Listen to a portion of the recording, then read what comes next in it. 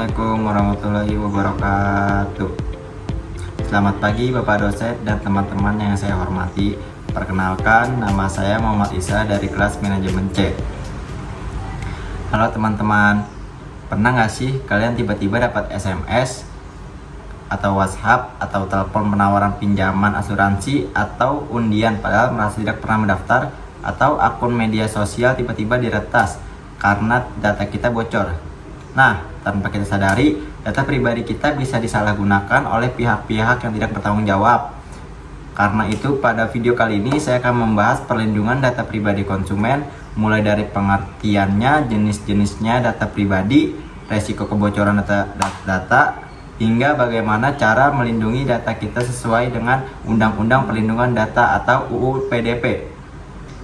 Baik, selanjutnya adalah pengertian data pribadi. Data pribadi adalah informasi yang berkaitan dengan seseorang dan bisa juga digunakan untuk mengidentifikasi orang tersebut baik secara langsung maupun tidak langsung.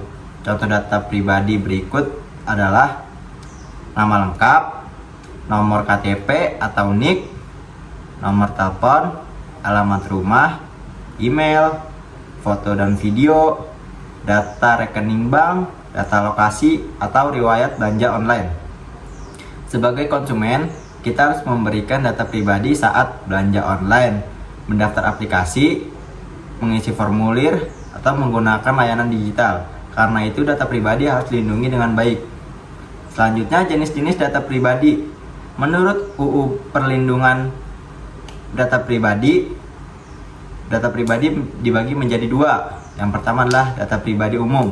Contohnya seperti nama, jenis kelamin, kewarganegaraan, agama, atau status perkawinan. Data ini memang sering digunakan tetapi tetap tidak boleh disalahgunakan. Yang kedua adalah data pribadi atau spesifik. Data ini sifatnya lebih ke rahasia seperti data kesehatan, data biometrik, data keuangan, data anak, atau riwayat kriminal. Jika data ini bocor, dampaknya bisa sangat berbahaya bagi pemilik data. Selanjutnya, saya akan menjelaskan tentang mengapa data pribadi konsumen harus dilindungi. Perlindungan data pribadi sangat penting karena dapat mencegah penipuan. Data yang bocor bisa digunakan untuk penipuan online, pinjaman ilegal, pencurian identitas. Jadi, kita harus menjaga privasi. Menjaga privasi data pribadi adalah hak setiap orang. Kita berhak tahu siapa yang dapat mengelola data kita dan untuk apa digunakan.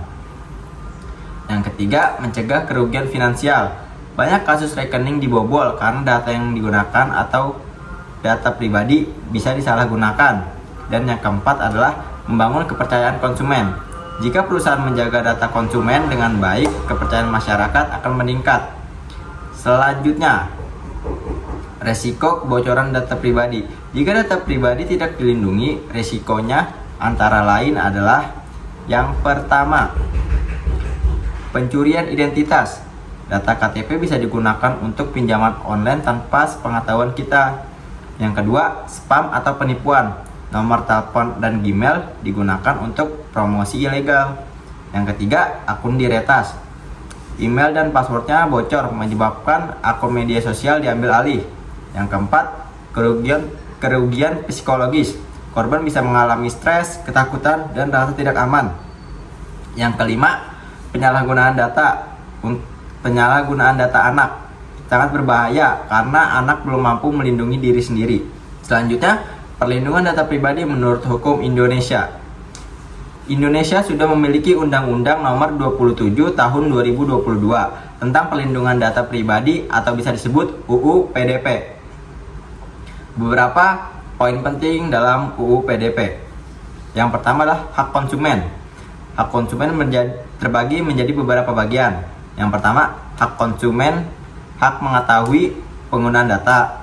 Yang kedua, hak memperbaiki data. Yang ketiga, hak menghapus data. Yang keempat, hak menarik persetujuan. Yang kelima, hak mengajukan pengaduan. Selanjutnya, kewajiban pelaku usaha. Yang pertama adalah menggunakan data sesuai tujuan, menjaga keamanan data, dan tidak menyebabkan kebocoran data tanpa izin, dan melaporkan jika terjadi kebocoran data.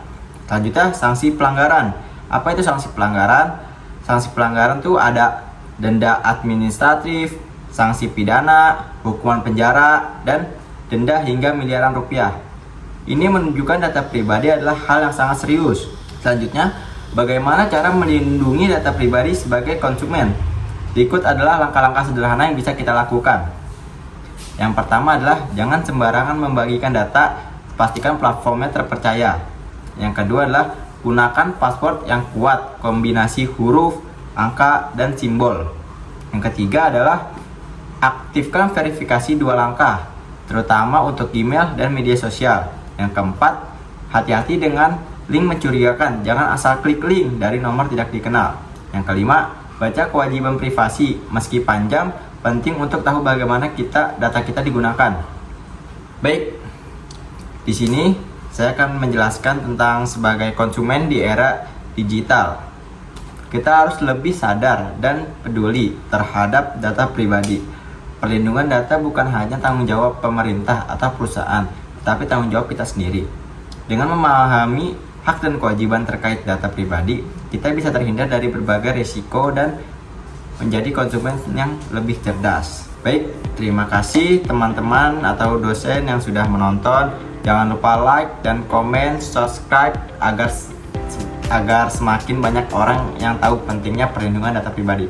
Sekian dari saya. Assalamualaikum warahmatullahi wabarakatuh.